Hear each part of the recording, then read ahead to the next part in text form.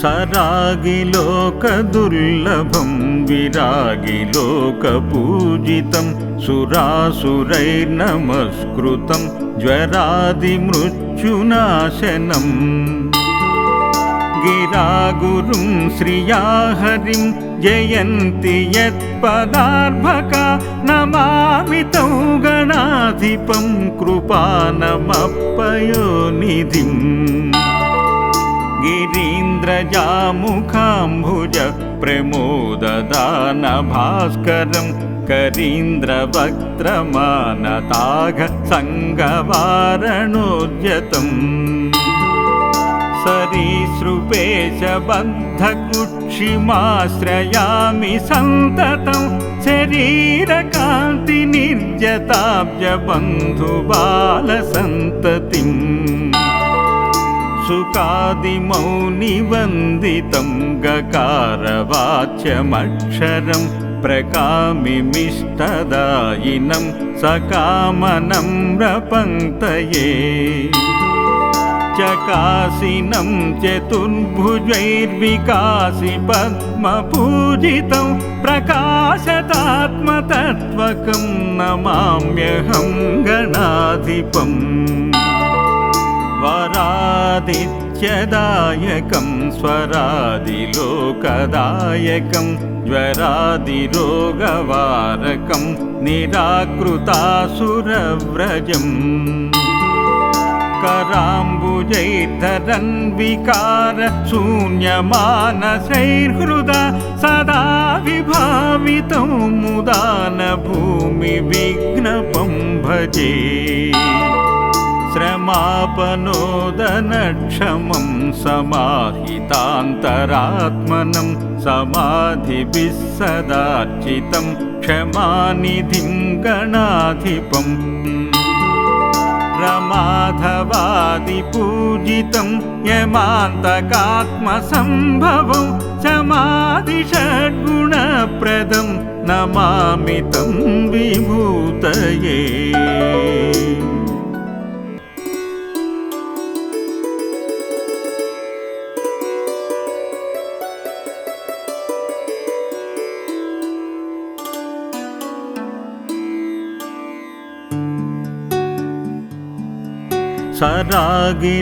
सरागिलोकदुर्लभं विरागिलोकपूजितं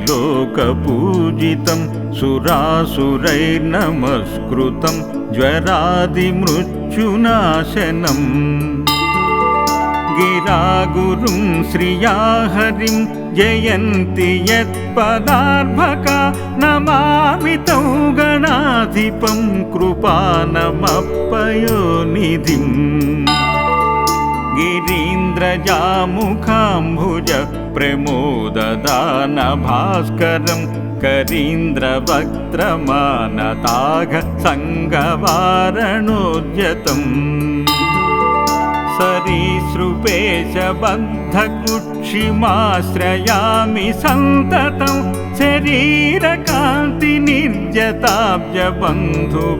शरीरकान्तिनिर्जताब्जबन्धुबालसन्ततिम्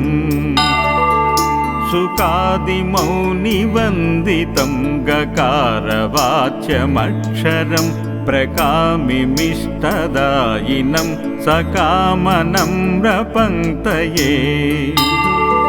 चकासिनं चतुर्भुजैर्विकासि पद्मपूजितं प्रकाशतात्मतत्त्वकं नमाम्यहं गणाधिपम् वरादित्यदायकं स्वरादिलोकदायकं ज्वरादिरोगवारकं निराकृतासुरव्रजम् कराम्बुजैर्धरन् विकार शून्यमानसैर्हृदा सदा विभावितं मुदान भूमिविघ्नपं भजे श्रमापनोदनक्षमं समाहितान्तरात्मनं समाधिभिः सदार्चितं क्षमानिधिं गणाधिपम् न माधवादिपूजितं यमान्तकात्मसम्भवं समाधिषड्गुणप्रदं नमामि तं विभूतये।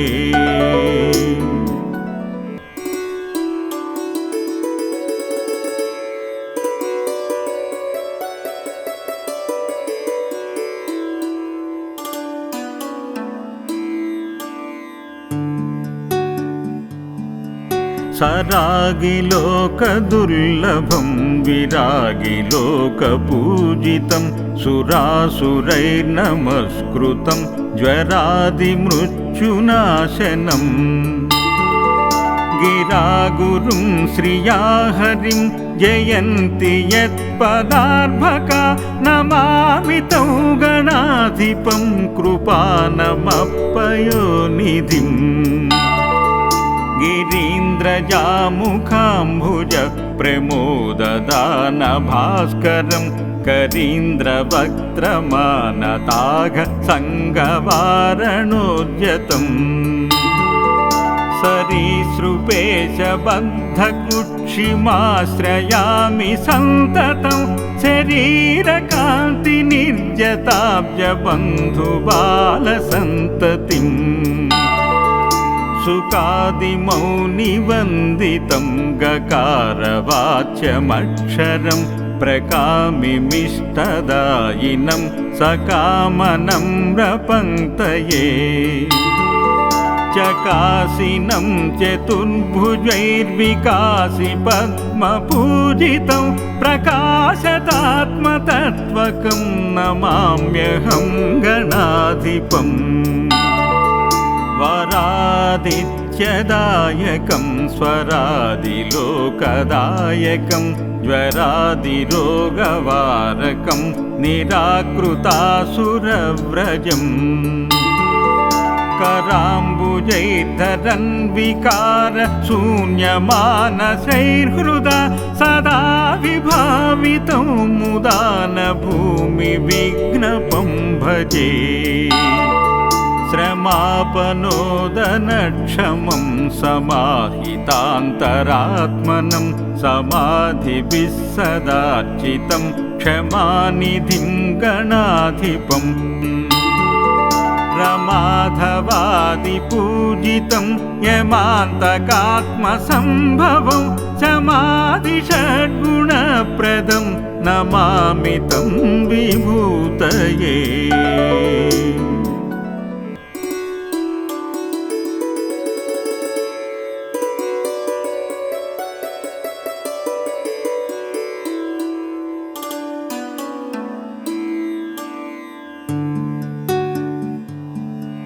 सरागिलोकदुर्लभं विरागिलोकपूजितं सुरासुरैर्नमस्कृतं ज्वरादिमृत्युनाशनम् गिरागुरुं श्रिया हरिं जयन्ति यत्पदार्भका नमामि तं गणाधिपं कृपानमप्पयोनिधिम् गिरीन्द्रजामुखाम्भुज प्रमोददानभास्करं करीन्द्रवक्त्रमानताघ सङ्गवारणोद्यतम्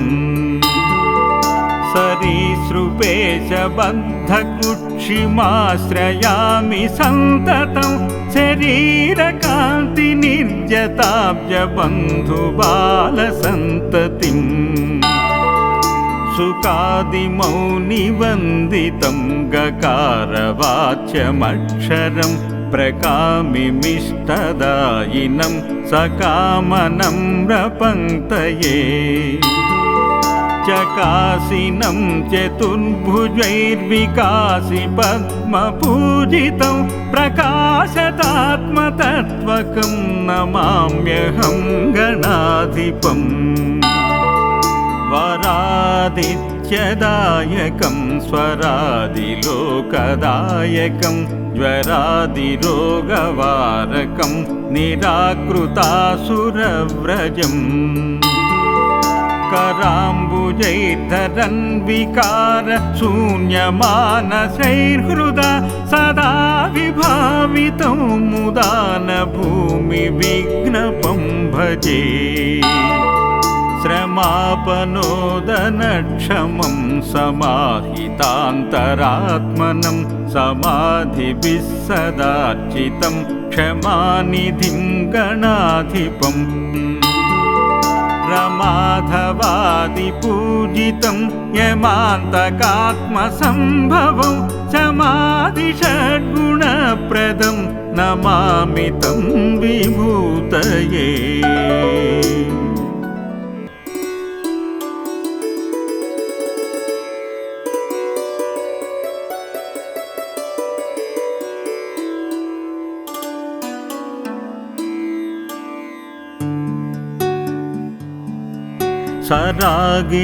सरागिलोकदुर्लभं विरागिलोकपूजितं सुरासुरैर्नमस्कृतं ज्वरादिमृत्युनाशनम् गिरागुरुं श्रिया हरिं जयन्ति यत्पदार्भका नमामि तं गणाधिपं कृपानमप्पयोनिधिम् गिरीन्द्रजामुखाम्भुज प्रमोददानभास्करं करीन्द्रवक्त्रमानताघ सङ्गवारणोद्यतम् सरीसृपेशबद्धकुक्षिमाश्रयामि सन्ततं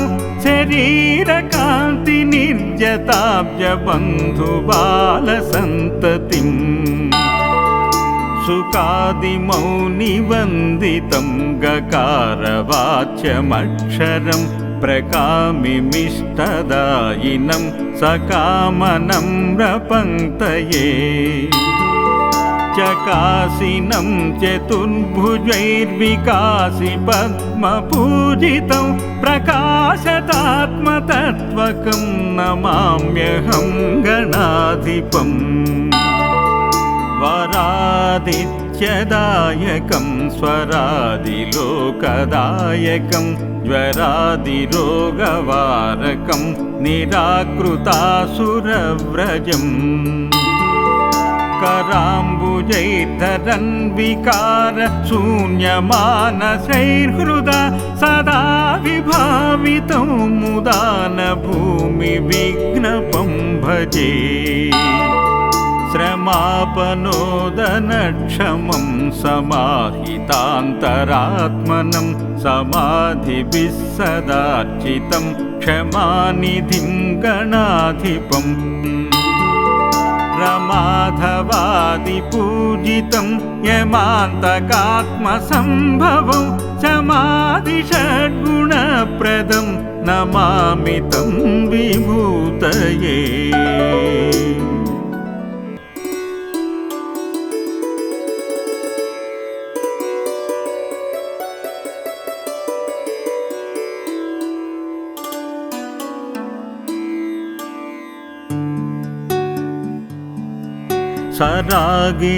सरागिलोकदुर्लभं विरागिलोकपूजितं सुरासुरैर्नमस्कृतं ज्वरादिमृत्युनाशनम्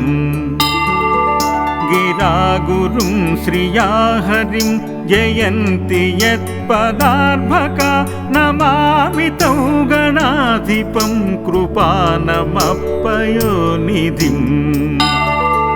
गिरीन्द्रजामुखाम्भुज प्रमोददानभास्करं करीन्द्रवक्त्रमानताघ सङ्गवारणोद्यतम्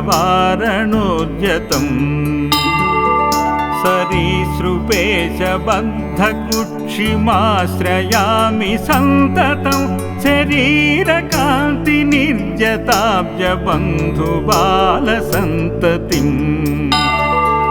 सुकादिमौनिवन्दितं गकारवाच्यमक्षरं प्रकामिमिष्टदायिनं सकामनम्रपङ्क्तये चकासिनं चतुर्भुजैर्विकासि पद्मपूजितं प्रकाशतात्मतत्त्वकं नमाम्यहं गणाधिपम्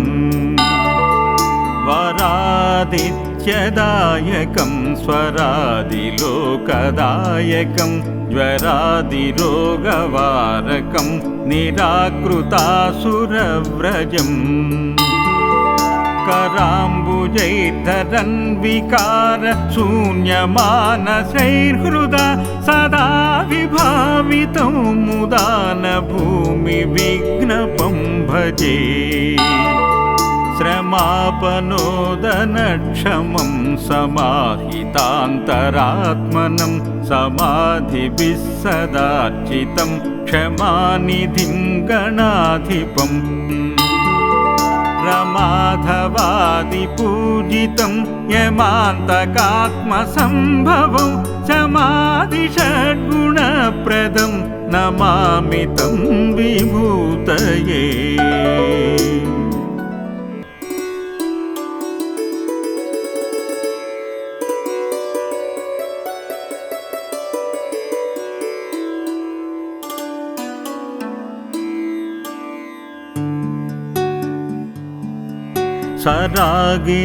सरागिलोकदुर्लभं विरागिलोकपूजितं सुरासुरैर्नमस्कृतं ज्वरादिमृत्युनाशनम् गिरागुरुं श्रिया हरिं जयन्ति यत्पदार्भका नमामि तं गणाधिपं कृपानमप्पयोनिधिम् गिरीन्द्रजामुखाम्भुज प्रमोददानभास्करं करीन्द्रवक्त्रमानताघ सङ्गवारणोद्यतम्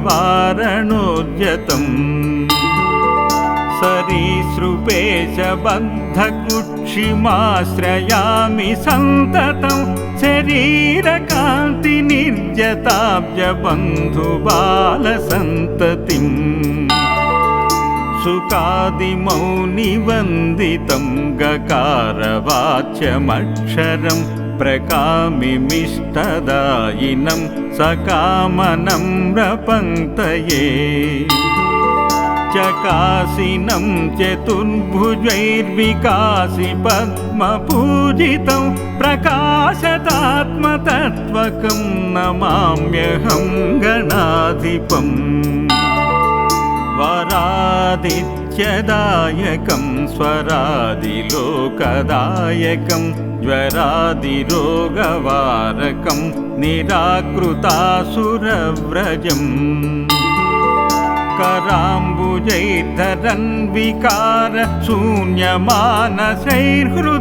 सदा विभावितो मुदान भूमिविघ्नपं भजे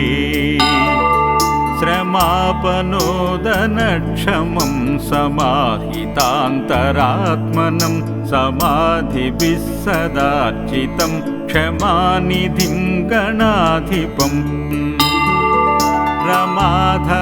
रमाधवादिपूजितं यमान्तकात्मसम्भवं समाधिषड्गुणप्रदं नमामि तं विभूतये